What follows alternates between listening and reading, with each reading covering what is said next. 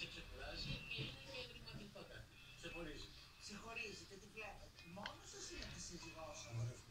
Η σύζυγός σας δεν τη βλέπει. Δεν είναι η Γερμανίδα στη σύζυγός μου. Α, και την γνωρίσατε και την ερωτευτήκατε πού? Εκεί, πάλι. Στη Ζάκυνθο. Στη Για πείτε μου, αυτά μου αρέσουν εμένα. Πώς έγινε όλο αυτό το αμόρε? Εντάξει, στις αρχές της δεκαετίας του 80 είχε έρθει για τουρισμό. Μιλάς τη γερμανική γλώσσα? Όχι. Εκείνη τα ελληνικά? Πολύ καλά. Καλά, με Διονύση, εκείνη μιλάει τα ελληνικά. Δεν μπορώ να... Το εκλείπετε, θα τα έμαθα. Δεν μπορώ να... Πότε το εκλείπετε?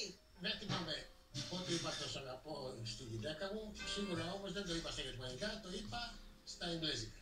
Πάμε τώρα στο αντικείμενό σου, Διονύση. Τι είναι αυτό εδώ που μας έχεις φέρει? Ο παππούς μου ήταν κουρέας. Μάλιστα. Αλλά πολλοί κουρείς κάνανε και άλλα επαγγέλματα παράλληλα μέσα στο κουρείο. Κάποιοι βγάζανε και δόντια. Παλιά σας λέω τώρα. Στο κουρείο βγάζαν δόντια. Πολεμικά. Κάποιοι το λοιπόν πάλι μες στο κουρείο στις αρχές του αιώνα σε ένα γυάλινο δοχείο είχαν βδέλες.